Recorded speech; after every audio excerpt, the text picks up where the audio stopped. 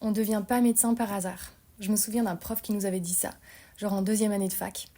Et je me souviens aussi du jour où j'ai capté que j'étais devenue médecin de famille. Et que depuis petite, en fait, j'avais voulu essayer de réparer, guérir ma famille, être le médecin de ma famille, entre guillemets. Et du coup, que j'étais devenue à l'âge adulte médecin généraliste, ou plus communément appelé médecin de famille. Et ça m'a fait un sacré choc, même si finalement c'était sous mes yeux tout du long, mais un jour j'en ai vraiment pris conscience. Et ça m'a amené à des réflexions et à un cheminement que je te partage aujourd'hui, celui de guérir mon besoin de guérir. Salut à toi, je m'appelle Rebecca. Dans la vie, tu l'auras compris, je suis médecin généraliste et psychothérapeute aussi. Mais dans mes vidéos, je te partage des choses de ma vie, vraiment d'humaine à humaine, sans forcément d'étiquette. Et j'accompagne aussi des gens qui ont cette tendance spontanée ou automatique à essayer de résoudre les problèmes des autres ou à être dans cette posture d'aidant. Et donc, je me suis dit que j'allais partager mon parcours. Moi, depuis petite, je sais, et on m'a toujours dit que j'avais une sensibilité particulière aux gens et notamment à la souffrance d'autrui. Tu pouvais me mettre dans une pièce où tout allait bien et j'avais des antennes pour capter la personne qui allait mal ou qui avait l'air d'aller mal et du coup j'avais envie de faire en sorte qu'elle aille bien. Et dans ma famille, dans mon environnement, j'ai été très tôt confrontée à la souffrance profonde de certains adultes et ça me marquait énormément, ça me touchait et je me sentais souvent démunie. Et j'ai pris cette posture d'enfant aidante, où j'avais envie de ne pas rajouter de conflits, d'arrondir les angles, d'apporter de la joie, du soulagement, de faire en sorte que mon environnement aille bien. J'avais tellement envie que les adultes, que ceux qui m'entouraient, j'avais envie qu'on soit heureux, quoi. Aussi parce que j'étais quelqu'un de très sensible, qui vivait très fort ces émotions désagréables, cet inconfort. Et donc, je me suis habituée à répondre aux besoins de l'autre, ou ce que j'avais l'impression qu'était le besoin de l'autre, et d'être calibrée sur l'extérieur en fait. Donc c'est comme si je voulais que mon extérieur aille bien pour que moi j'aille bien. Et à un âge où c'est généralement plutôt l'inverse, quand t'es enfant, c'est à l'adulte d'observer, remarquer et répondre de manière globalement adaptée aux besoins de l'enfant. Et je ne dis pas qu'on n'a pas répondu à mes besoins, que je n'ai pas eu d'attention, pas du tout, mais le système qui était en place a fait que ce fonctionnement s'est mis en place. Enfant aussi, moi j'ai grandi avec beaucoup d'anxiété, vous l'aurez compris je pense, et des crises d'angoisse très intenses depuis petite. Et du coup, moi aussi j'essayais très tôt de me comprendre, de réparer ce qui clochait chez moi, d'avoir cette impression de pas être normale, que j'étais cassée en fait. Et du coup, depuis petite, cette focalisation sur faut que je me répare, faut que je répare les autres, faut que j'essaye de faire en sorte que ça aille mieux. Et je suis découragée parce que j'y arrive pas. Et en vrai, j'étais aussi une petite fille créative, hyper joviale, j'aimais trop faire des blagues, j'ai toujours eu beaucoup de sens de l'humour, tout ça. Et à la fin du lycée, je décide de faire médecine. Pourquoi ? Parce que je suis bonne élève, j'aime la science, j'aime les gens, et du coup je me dis, médecine ça combine les deux, trop bien.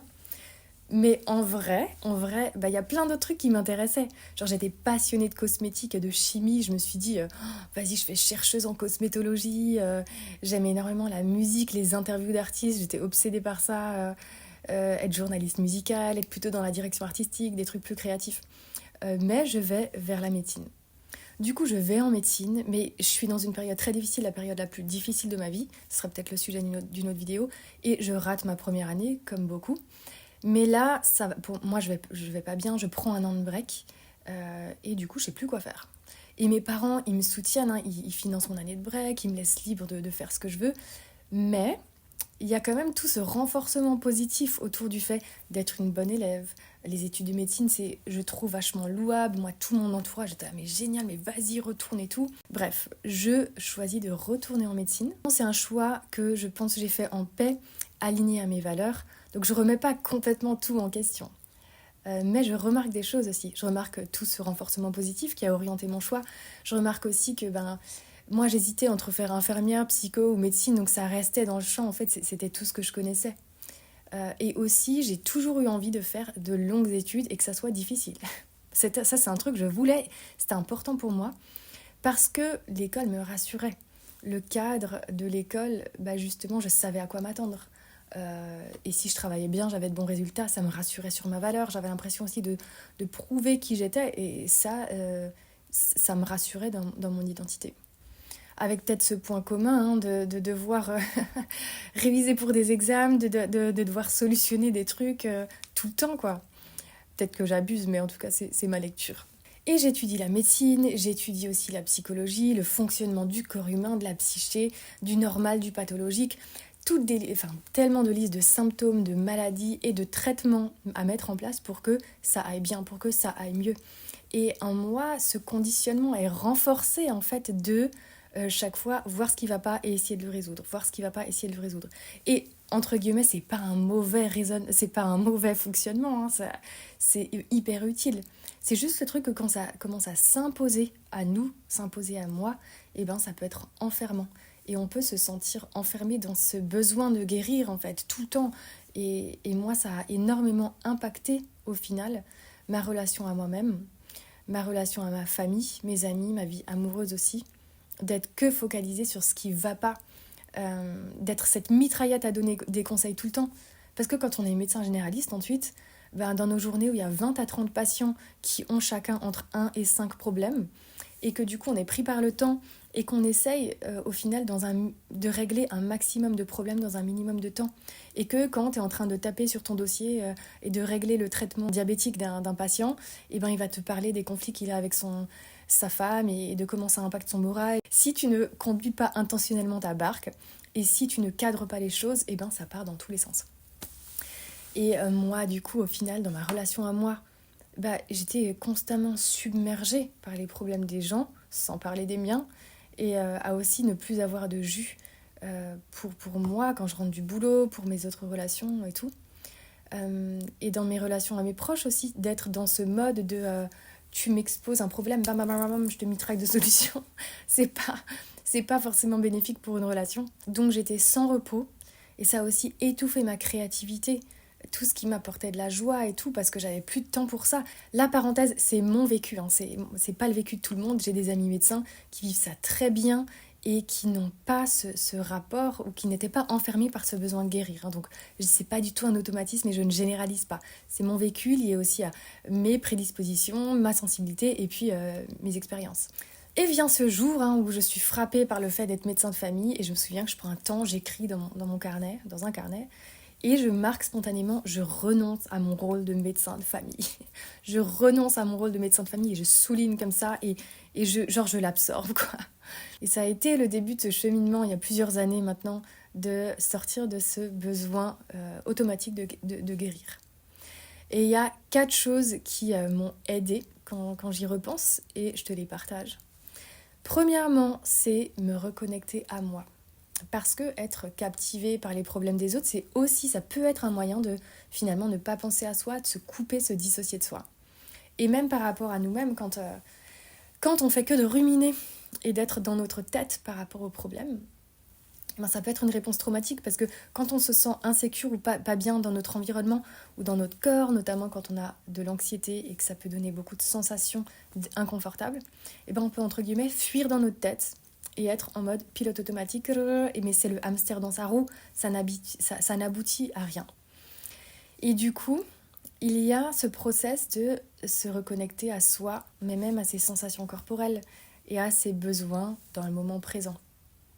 De quoi j'ai besoin maintenant, moi, et comment je peux répondre à mon besoin maintenant. Et d'avoir cette reconnexion, voilà, c'est un départ. Deuxièmement, apprivoiser l'inconfort, surtout dans mon corps. Parce que, je sais pas si tu te reconnais, si tu as cette tendance à être dans ce rôle d'aidant, mais quand quelqu'un nous partage un truc qui va pas, chez lui, chez elle, généralement, si tu prêtes attention, il y a un truc qui se passe dans ton corps. Moi, je sais qu'il y a une bouffée comme ça de... Alors, l'émotion, on peut lui donner n'importe quel terme, mais dans ton corps, tu as une sensation. Ça peut être... Le ventre qui se serre, des papillons dans ta poitrine, la gorge serrée. En tout cas, il y a quelque chose qui est là. Et si on veut essayer de résoudre le problème de l'autre, c'est aussi parce qu'on n'aime pas se sentir comme ça et qu'on veut juste se sentir à nouveau bien. On veut que cette sensation, elle parte. Donc, moi, ça a été OK. Quand cette sensation, elle vient, elle monte, déjà la capter. Oh waouh, OK, je la vois. Et une fois, généralement, que tu y prêtes attention, tu ne peux plus ne pas la voir. Et est-ce que je peux rester quelques secondes avec cette sensation ?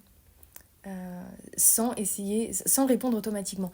Rester quelques secondes avec cette sensation et l'observer, parce que cette sensation qui monte, qui est là, elle se passe en toi, mais elle n'est pas toi. Et le fait d'apprendre à rester avec cette sensation, ça permet de l'apprivoiser et ça construit une capacité, ça construit de la capacité d'être avec soi et de sortir du mode pilote automatique. Donc d'être avec cette sensation sans être automatiquement conduite par elle. J'ai dit cette vidéo et j'aimerais rajouter quelque chose que je n'ai pas dit et qui me semble essentiel. C'est que quand on est dans cette sensation d'urgence à résoudre les problèmes, ça vient d'un état de stress. Notre cerveau peut nous mettre dans différents états de stress et l'un d'entre eux, c'est fight or flight, c'est combattre ou fuir le danger. Et c'est un état où on est hyper activé et c'est dans cet état que se trouve cette impression d'urgence avec vite, il faut que je résolve le problème de l'autre, sinon il va y avoir une catastrophe. Et le truc, c'est que quand on vit sur une plus ou moins longue période avec du stress ou de l'insécurité, on peut être dans des états de stress tellement longtemps qu'en fait ça devient notre norme, ça devient notre ligne de base. Et que pour retrouver plus d'aisance, plus de calme, plus de gouvernance, on va dire, ça passe par construire de la sécurité. Et pour moi, ça a été deux choses.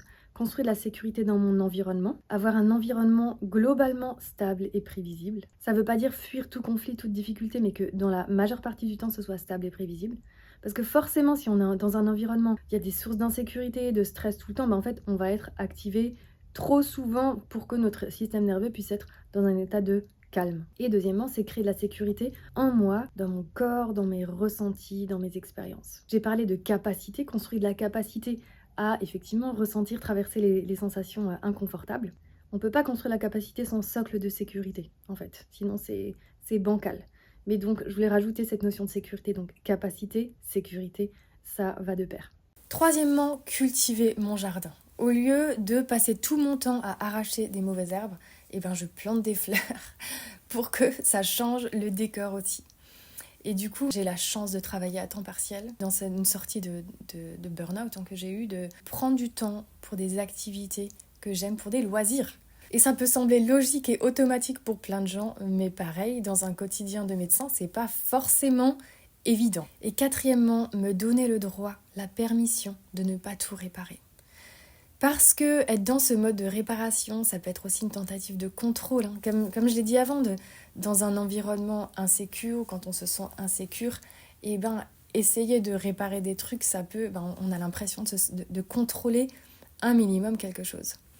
Mais c'est aussi être en lutte avec notre nature humaine. En fait, être humain, c'est de la souffrance, c'est de la joie, c'est tout. Et être humain, c'est avoir des limites. Et je ne suis pas toute puissante, je ne suis pas divine. J'ai pas un pouvoir de guérison sans fin. Je suis moi, Rebecca. En conclusion, voilà ce qui a changé, c'est cette posture d'être avec moi, être avec l'autre.